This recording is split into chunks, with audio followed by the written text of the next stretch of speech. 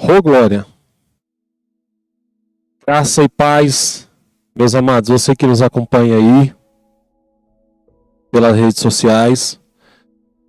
Nós iremos falar hoje, entraremos no segundo bloco, esse bloco de 4 aulas sobre a doutrina da igreja.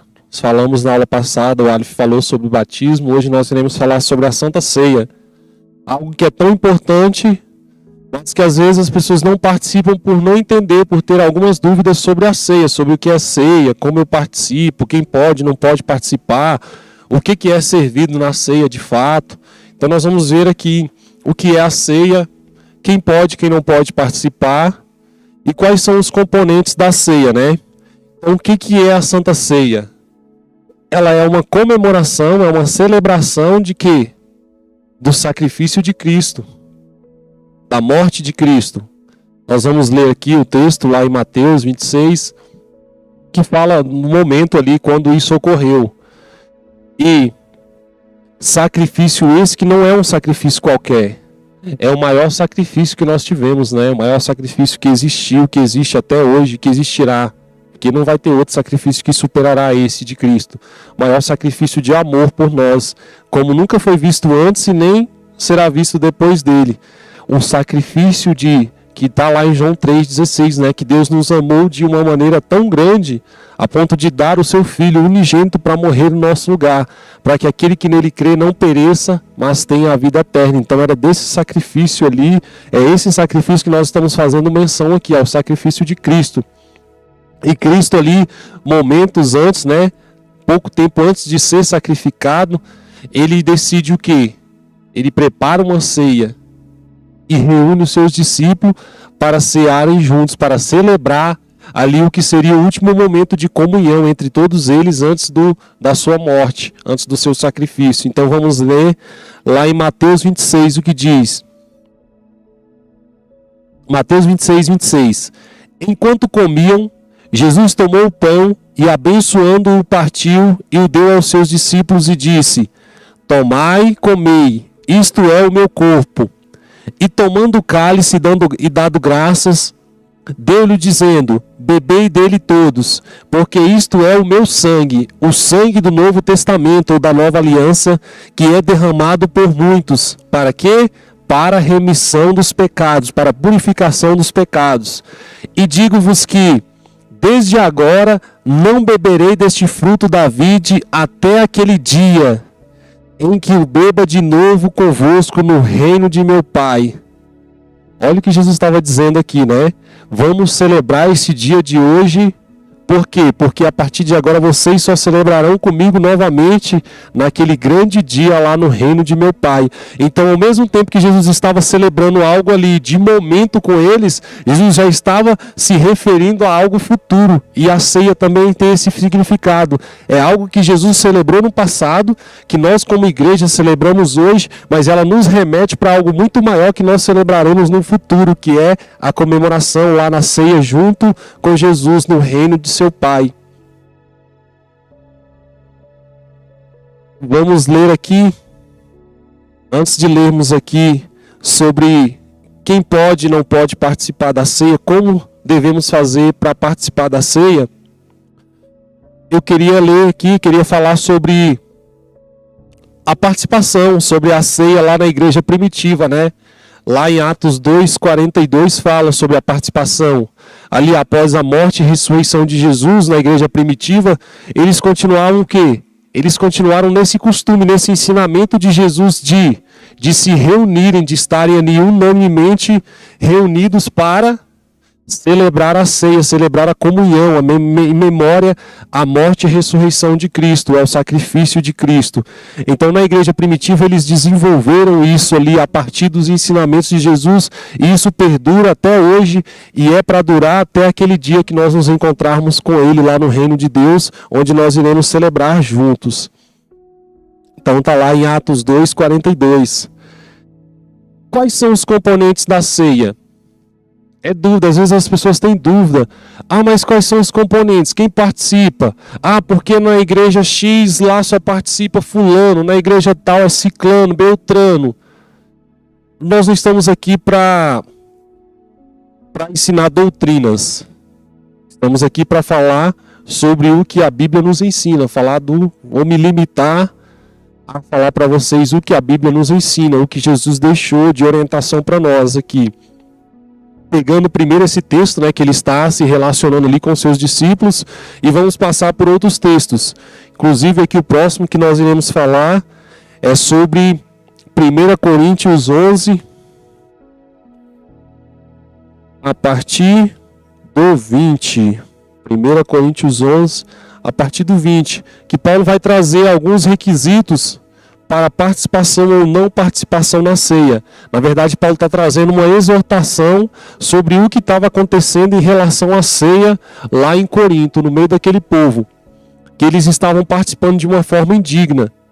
Então, a nossa dúvida não pode fazer com que eu deixe de participar ou que eu participe de uma forma indigna, de uma forma inconsciente, de uma forma banalizada. Pelo contrário, a minha dúvida tem que me levar a um ambiente bíblico onde toda essa dúvida, tudo isso é sanado pela palavra de Deus e eu pertenço a um corpo e estou apto a participar da ceia com os meus irmãos, com o nosso Pai, em memória do nosso Salvador Jesus Cristo. Então é para isso que nós estamos aqui. É disso que nós estamos falando.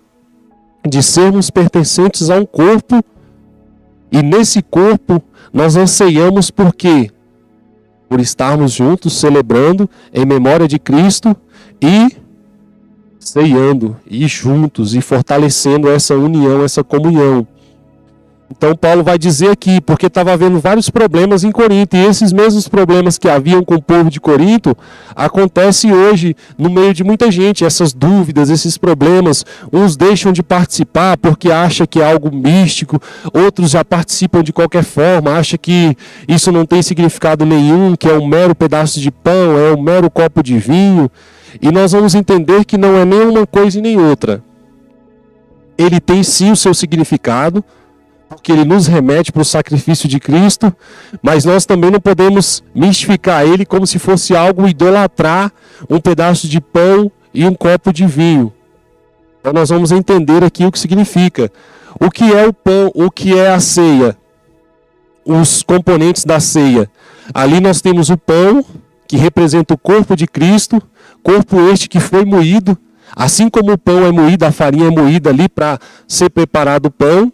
O corpo de Cristo foi moído, né, para nos dar a liberdade que nós temos hoje. Da mesma forma, o sangue. O vinho, a uva é pisada ali no lagar, né, ela é pisada, espremida, apertada até sair o líquido, né, que é o vinho. Da mesma forma, Jesus ele foi moído, né? Isaías fala que pelas nossas transgressões, pelas nossas iniquidades, né, ele foi pisado, ele foi moído, mas o castigo que estava sobre ele, né, ele nos traz a paz, ele nos traz a cura, nos traz a liberdade e nos faz celebrar aqui esse momento de comunhão que Deus está aqui nos ensinando como participar, como ser parte disso. Então, esses componentes, eles têm a sua representação. Tanto o pão, que é o corpo, que simboliza o corpo, quanto o vinho, que representa o sangue derramado de Cristo. Agora a dúvida, que é a dúvida de muita gente, quem pode, quem não pode participar? Que às vezes as pessoas chegam e ficam com essa dúvida, né? Ah, mas em tal igreja só pode participar com tal idade, de tal forma, de tal maneira. Nós vamos ler aqui o que Paulo diz sobre isso, o que a Bíblia diz sobre isso. E depois nós vamos fazer um breve comentário. Olha o que Paulo diz aqui, ó. 1 Coríntios, capítulo 11, versículo 20. De sorte que, quando vós ajuntais no lugar, não é para comer a ceia do Senhor, porque, comendo cada um, toma antecipadamente a sua própria ceia, e assim um tem fome e o outro embriaga-se. O que Paulo estava dizendo? Que eles se reuniam para comer como se estivesse passando fome, como se não estivesse se alimentando. Uns comiam muito, uns comiam pouco, uns tomavam tanto vinho que se embriagava. A finalidade não é essa. Não tendes porventura casas para comer e para beber? Ou desprezais a igreja de Deus e envergonhais os que nada têm? Que vos direi? Louvar-vos-ei? Nisso não vos louvo. Olha o que Paulo estava falando. Que nisso não louvava eles. Olha lá no 27 agora, no versículo 27, no mesmo capítulo. Portanto, qualquer que comer este pão ou beber o cálice do Senhor indignamente, será culpado do corpo e do sangue do Senhor. Aqui está algo muito sério. Qualquer que fazer parte disso de uma forma indigna. Ou seja, como essa forma indigna aqui é uma forma a não reconhecer do que se trata. Eu, quando vou participar da ceia, nós, ao participarmos da ceia, nós devemos lembrar qual é o real significado dela. É a lembrança, é a memória do sacrifício de Cristo. Então ela faz menção a isso, ela nos faz lembrar disso. E essa lembrança, ela produz em nós o quê? Gratidão pelo sacrifício de Cristo. E isso faz com que nós celebramos em comunhão com os nossos irmãos, com as pessoas que nos cercam, que nós estejamos em comunhão com eles. Porque se eu fizer isso de uma forma indigna, de uma forma a não valorizar, de uma forma banalizada, de uma forma escandalizada, de uma forma a blasfemar, eu vou ser condenado, eu vou ser culpado do corpo e do sangue de Cristo. É o que Paulo está dizendo, ó. Portanto, qualquer que comer este pão ou beber o cálice do Senhor indignamente será culpado do corpo e do sangue de Cristo. Requisitos para participar da ceia. Você que tem dúvida, examine-se, pois, o homem a si mesmo, e assim coma deste pão e beba deste cálice. Ou seja, antes de participarmos da ceia, nós temos que tirar um momento, ou que seja durante o dia, ou um momento antes da ceia, e nos examinar. Ah, mas eu pequei contra ti, Senhor. Se pecamos contra Deus e o tempo todo nós pecamos, é um momento de nos arrependermos, né? De pedirmos perdão. Se alguém nos atingiu, se alguém nos feriu, é um momento de liberarmos perdão, de estarmos em comunhão com Deus e com todas as pessoas ao nosso redor. Para quê? Para que a gente possa celebrar esse momento que é um momento de comunhão. E eu não posso, num momento de comunhão, celebrar algo que eu não estou vivendo. Como que eu vou celebrar a comunhão, vou ceiar num ambiente de comunhão, sendo que eu não estou em comunhão com alguém que eu deveria estar? Mas isso não quer dizer que é um requisito para eu não participar. Isso tem que me constranger a ponto de me fazer arrepender, pedir perdão ou liberar perdão e participar, porque nós somos participantes de um corpo. Nós fazemos parte desse corpo, dessa igreja, desse povo que Deus separou, que Deus elegeu para si. Olha o que ele diz no 29. Porque o que come e bebe indignamente, come e bebe para a sua própria condenação, não discernindo o corpo do Senhor. Por causa disso, há entre vós muitos fracos e doentes e muitos que dormem. Havia lá em Corinto muita gente que estava fraca, que estava dormindo. Por quê? Porque estava tomando o cálice, estava tomando ali o vinho e participando do corpo ali e do sangue de Cristo de uma forma indigna, de uma forma a não reconhecer o real significado disso, porque isso tem um significado. Nós fazemos isso de uma forma simbólica, mas no mundo espiritual isso tem um grande significado, porque é memória de Cristo. E Cristo é o nosso Salvador. Então tudo que nós fazemos em memória dele tem um grande e um real significado sobre nossas vidas. Então aqui são alguns requisitos que Paulo deixa para o povo sobre a participação deles na ceia. Vamos falar sobre esses componentes, né, da ceia. Que o pão representa o corpo de Cristo, né? São dois componentes, é o pão e o vinho. O pão representa o corpo de Cristo e o vinho representa o sangue de Cristo, né? O sangue que foi derramado em nosso favor.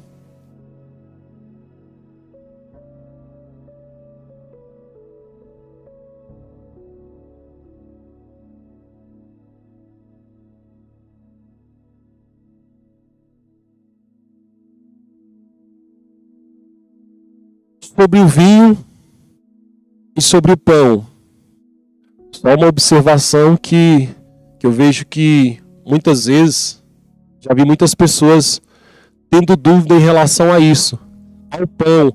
Mas eu vou ceiar, e como é esse pão? De onde que esse pão vem?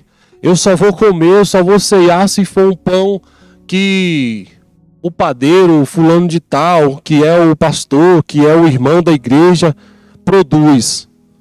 Ou então o vinho eu só vou tomar o suco aqui se for aquele que o fulano de tal produz lá na vinha, que ele é cristão e ele já faz ele ungido e consagrado a Deus. Então, sobre isso, nós não podemos mistificar isso, nem o pão e nem o vinho. Por quê? Porque nós participamos dele em memória de Cristo. Ele é simbólico, tanto o pão quanto o vinho é simbólico. A importância está em Cristo, está no sacrifício de Cristo. Pão e vinho é simbólico. Não, isso não quer dizer que nós vamos também banalizar ele. Mas não precisamos também mistificar ele. Como se fosse... E por isso, às vezes as pessoas não participam, criam isso. Eu vi falar sobre um caso de uma pessoa que foi verificar. E foi pesquisar lá com o seu líder onde era produzido aquele pão que estava sendo servido na ceia. Eu vou verificar se quem está produzindo ele é um cristão, se ele é da igreja, de onde ele é. Vou lá na padaria que eu quero saber.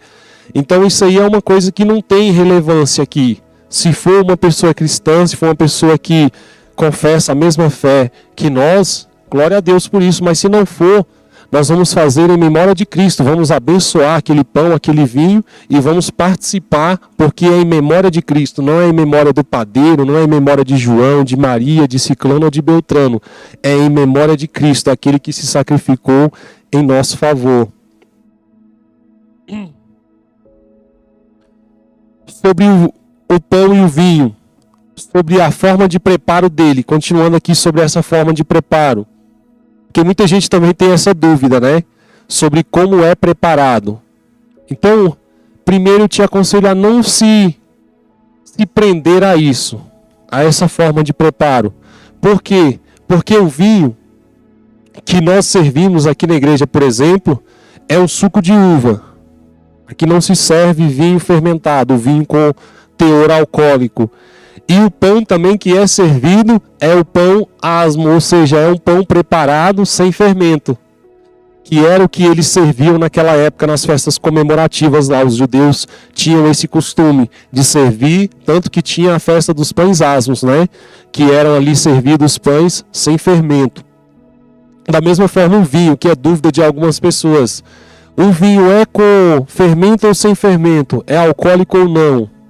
Vou falar aqui, vou ler alguns versículos aqui sobre o que o vinho alcoólico produz. Lembrando que o vinho que é servido tradicionalmente nas igrejas na ceia é o suco de uva, é o vinho sem fermento. Olha o que diz lá em Gênesis 9, do 21 ao 23. Do 20 ao 23. Noé, que era agricultor, foi o primeiro a plantar uma vinha. Ele bebeu do vinho e embriagou-se e ficou nu dentro de sua tenda, ou seja, dentro de sua própria casa. Olha o que o vinho fermentado produziu na vida de Noé, que tinha uma vinícola, que produzia vinho. Caim, pai de Canaã, viu a nudez de seu pai e foi contar aos seus 2 irmãos que estavam do lado de fora. Mas Sem e Jafé pegaram a capa, levantaram-na sobre os ombros e, andando de costas para não verem a nudez do pai, cobriram. Então foi ato tão vergonhoso para Noé que os seus filhos tiveram que cobrir o rosto para não ver a nudez de seu pai. Ou seja, uma provocação de um vinho alcoólico na vida de um homem. Por que eu estou falando isso aqui? Para que você não tenha dúvida sobre os tipos de vinhos. Há um vinho com fermento, há um vinho sem fermento. Um vinho com fermento pode te levar à vergonha, à nudez, que foi o que aconteceu com Noé. E Noé era um homem justo, conforme a Bíblia.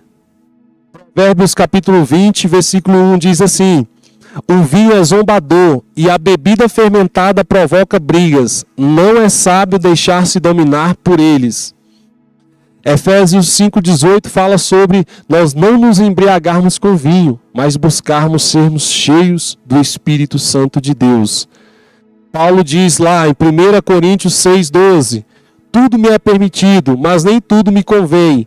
Tudo me é permitido, mas eu não me deixarei que nada me domine. Então, aqui para finalizar, queria te dizer que a ceia é algo importantíssimo na nossa vida para nós cristãos. Nós somos pertencentes ao corpo. Você que é pertencente ao corpo, você está apto a participar. Resumindo, quem pode e quem não pode participar? O batismo é para quem está fora. Quem está fora é chamado a participar do corpo através do batismo. Quem está dentro, quem já é pertencente ao corpo, quem veio, quem aceitou Jesus, quem confessou Jesus, quem se batizou, já está apto a ceiar. Então você só tem que se examinar e ver se há alguma culpa em ti. Se há, se arrependa e fala: Senhor, eu quero ser participante dessa ceia. Eu quero lembrar do seu sacrifício e fazer isso até que o Senhor venha. Então você que está dentro, lembre-se disso. Você é participante do corpo. Você que está fora, venha e queira e que seja gerado dentro de você esse anseio, essa sede de ser participante desse corpo, de ceiar e de fazer menção ao sacrifício de Cristo lá na cruz, a lembrar disso até que Ele venha e nós possamos ceiar com Ele no reino de seu Pai.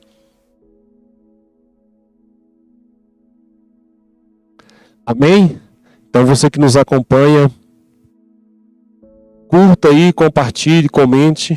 Se tiver alguma dúvida, coloque aí que nós responderemos as suas perguntas, as suas dúvidas. Deus abençoe a sua vida. Vamos orar, vamos finalizar. Senhor, nosso Deus e Pai, Senhor, nós te agradecemos por sermos participantes, por o Senhor ter nos chamado, ter nos acolhido, ter nos alcançado com esse sacrifício, Pai, esse sacrifício que nos trouxe liberdade, e nós sabemos que tudo isso, Senhor, remete para Ti, remete à liberdade que o Senhor nos deu, e como somos livres, Senhor, nós não queremos usar da nossa liberdade para pecar ou para participar da comunhão, da ceia, de uma forma indigna, mas nós queremos participar porque reconhecemos que somos pertencentes desse corpo, deste povo que o Senhor escolheu para si. Aqueles que ainda não são participantes, aqueles que tinham dúvida quanto à participação, que o Senhor possa sanar toda dúvida através da Tua palavra, através do mover do Teu Santo Espírito, e que arda dentro de nós esse anseio, esse desejo em participar, em estarmos em comunhão com o Senhor e com os nossos irmãos, celebrando o Seu sacrifício, Pai, a Sua morte e ressurreição, mas, Pai, nos preparando em comunhão para aquele grande dia onde nós cearemos com o Senhor lá no Seu reino, Pai, em nome de Jesus. Obrigado, Pai.